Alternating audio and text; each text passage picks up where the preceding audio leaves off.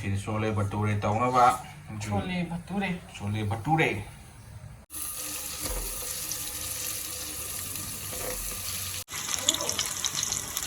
Kebab tu kera, pun leg piece drumstick. Chole Bhature की पूरी तन Chana Bhature. South Indian ते North Indian की नहीं सीधे.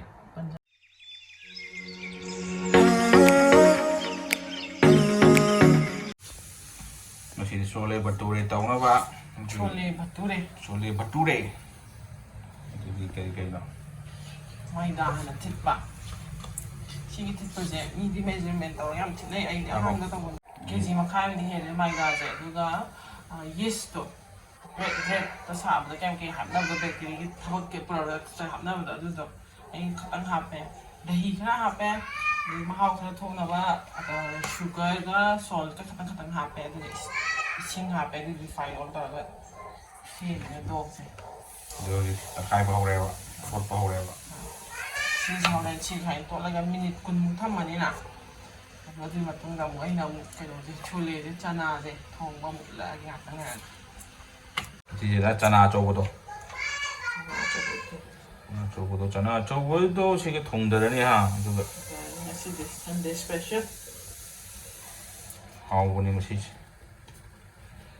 Cái chả mà cái nó pi cái bên này Chole Bhature. Cái đó. Cái nhà sao cái trang cái pi cái đó. Ni office mana kita. Ada di thùng bao tô đấy, Chole Bhature. Chole Bhature. Nó cái là cái. Nó bao giờ là gì? Thấy không?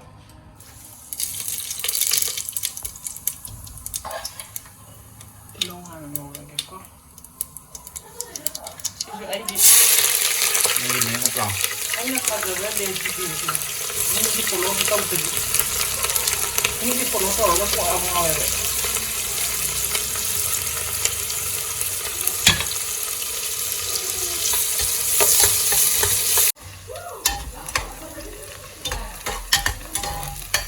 tăng rong trong ở bên này nè garlic ở hộp cái yam hộp cái garlic tăng hạt cái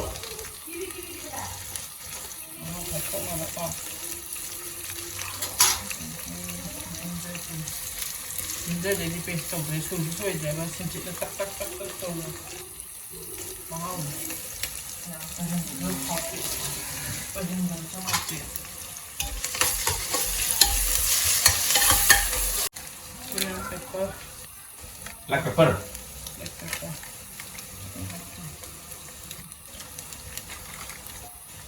lagi coriander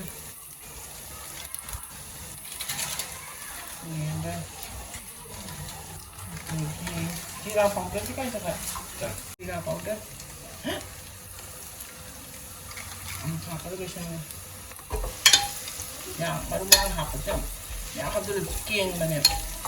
Ya, sampai mata hap ya dulu itu. Saya bikin beri. Kami sih makan hap aja.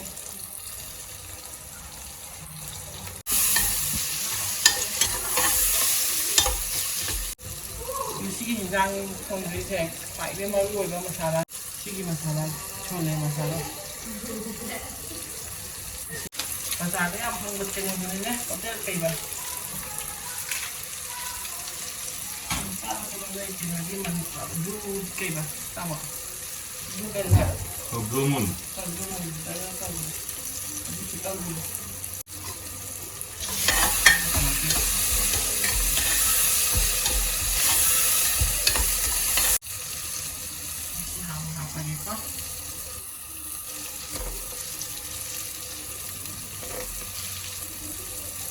thì phai cái vậy này phai là cái gì nó giờ nó kèm là tan tanมันเลยlà hay là đi phốt nhỉ cái này cái đi cắt tông có hay là gì vậy cái này làm cái gì nó phải chọn cho nó khá là dễ được tao khi nó thêm tao tao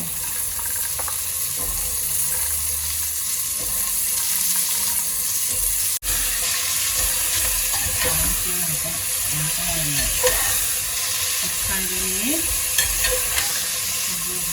mungkin masalah di hapon niya juga mangarap terus tari dari pada mga dong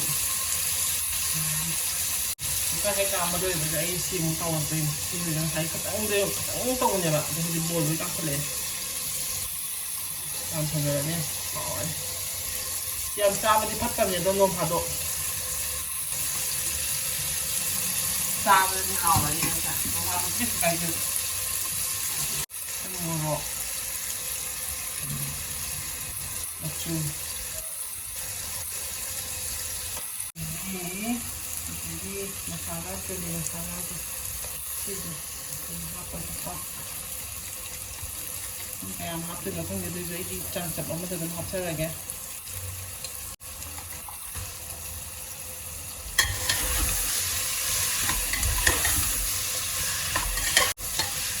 ꯃꯌꯥꯡꯒꯤ ꯊꯣꯡꯕꯗꯗꯤ ꯃꯣꯏꯒꯤ ꯃꯁꯥꯂꯥ ꯍꯥꯞꯄꯒ ꯃꯆꯨ ꯍꯥꯞꯄꯝꯗꯕꯁꯨ ꯌꯥꯏꯕ ꯑꯩ ꯈꯪꯗꯦꯕ ꯑꯗꯣ ꯑꯩ ꯃꯆꯨ ꯈꯤꯇꯪ ꯍꯥꯞꯆꯒꯦ ꯃꯆꯨ ꯍꯥꯞꯄꯗꯤ ꯑꯩꯈꯣꯏꯗꯤ ꯆꯤꯟꯖꯥꯛꯁꯦ ꯊꯥꯎ ꯇꯧꯔꯗꯤ ꯃꯆꯨ ꯍꯥꯞꯄꯗꯤ ꯍꯩꯅꯗꯦꯕ ꯈꯤꯇꯪ ꯍꯥꯞꯄꯝꯕꯁꯨ ꯌꯥꯏ ꯑꯩꯈꯣꯏꯗꯤ ꯆꯥꯡꯆꯠꯇ ꯑꯗꯨꯝ ꯍꯥꯞꯆꯒꯦ ꯊꯨꯝꯖꯤꯜꯂꯝꯕꯁꯨ ꯌꯥꯏ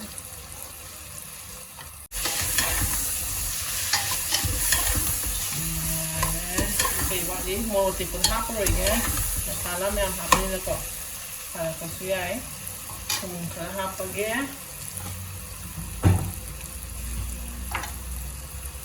ꯊꯨꯝꯁꯦ ꯑꯩꯈꯣꯏꯗꯤ ꯈꯨꯠꯅ ꯍꯥꯞꯄꯒ ꯅꯨꯡꯉꯥꯏꯇꯦ ꯁ꯭ꯄꯨꯟ ꯍꯥꯞꯄ ꯍꯩꯇꯦ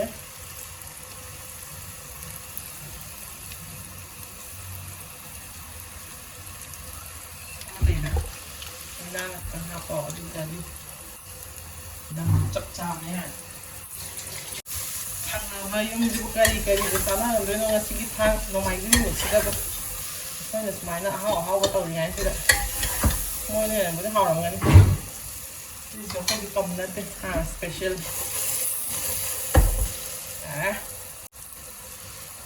इसे हजलगे सिंगासम हैगे कुकर कामदना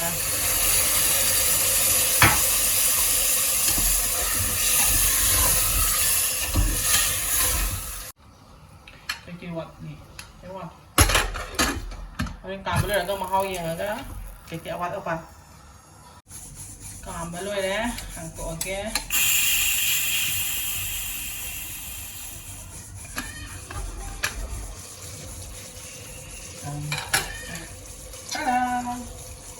นี่คือวัดนะจะหับจะละดีหมุนแล้วไปยังไงแกหมุนแล้วก็จะนะจะโบตันหัวแล้วก็โกนแล้วก็จะไปตาเอาไว้ให้ไงกันเลยทีเดียวมันที่น่ากันว่าวัดนี้ลาสต์ที่หับเลยไปก่อน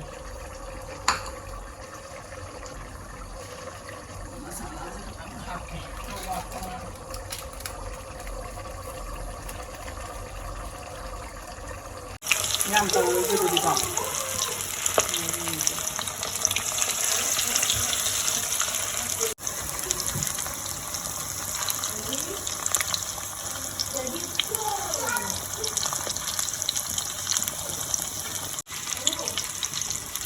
कबाब तो खरा तो लेग पीस ड्रम स्टिक है ऑप्शन मरी क्या बताइए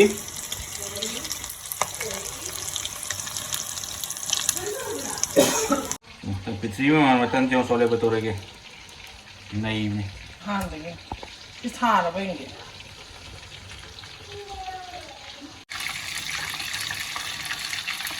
आओ खा दिया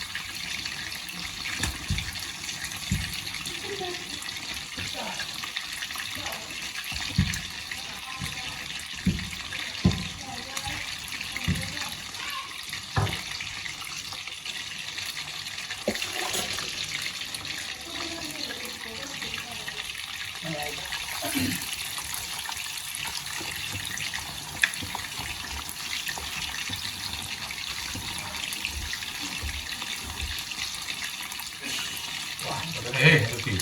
되게 잘해.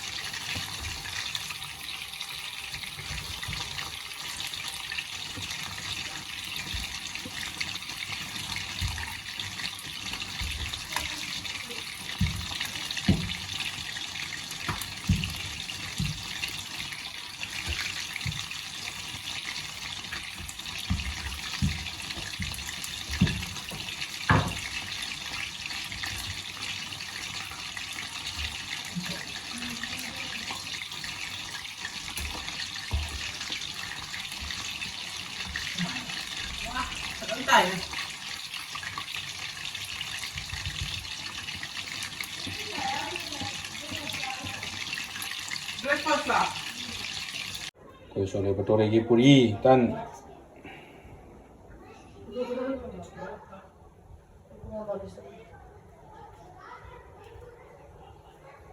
Chana Bhature South Indian ते North Indian की नहीं South Indian चारे में South Indian है तारे पंजाब के रसीदा दगी सिंजू दे सलाद करा दगी सिगी Nama tahu sih. drumstick chicken Cai ke mana? सिंजू ने चीज़ सिंजू नारी याव दबी सिंजू तो जिंगा बेसन का कोबी का मंगरा का दबी सिंजू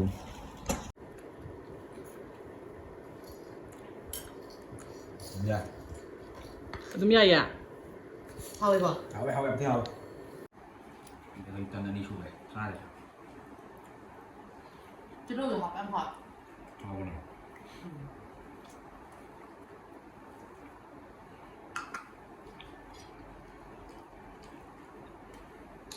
ซาเองจะได้ชิมใจแชมป์ตั้งเป็นการเรียนซาเลย 哦。 ทุกทีเราก็ตั้งมาใช้กันรอบวัน 哦。 มันซาพวกตัวเลยเดียว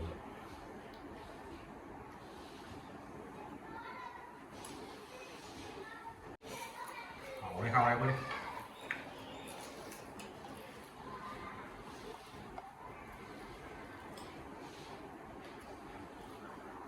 气质真好。好吧。 เมื่อลงที่นั่งมาแล้วไอ้ก็เกิดเลย 那个你不给，你还那个地方不给我，我当好也，他妈的我就是说，那你普通中人搞的。 มันกูทุ่งตรงไงก็มาเรียนรู้ยังต้องมาเรียนข้างเดียว OK。 เอามาฟังเนี่ยเอาไว้ฟังดูดิไอ้จุฬาตัวที่ฟังมาเลยนะไอ้จุฬาที่แต่เดี๋ยวเราไปตัวกัน 你那干呢？直接不让你拉后面。 กว่าเราก็นั่งเฟ่เลยนะไม่ได้ผ่านเราจะแบบเก็บยูทาว่า OK。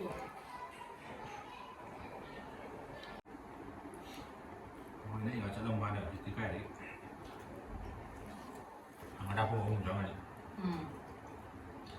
จากที่มึงเรียนเป็นตัวเองชีวิตยังที่ต้องนั่งเป็นคนรอกันเนี่ยไปไปเดี๋ยวจะเต็มกันทางเดียวกันทางเดียวกันเองให้ทางเดียวกันเองขนาดด้วยเหมือนไหมเฮาปะ 我一拿那个再开呗。 เฮาปะ 打头的时候就那个才是真，就你能买的那个。对，你在站这儿是吧？ Kan nama cai ya tas. 在哪里站？站里是。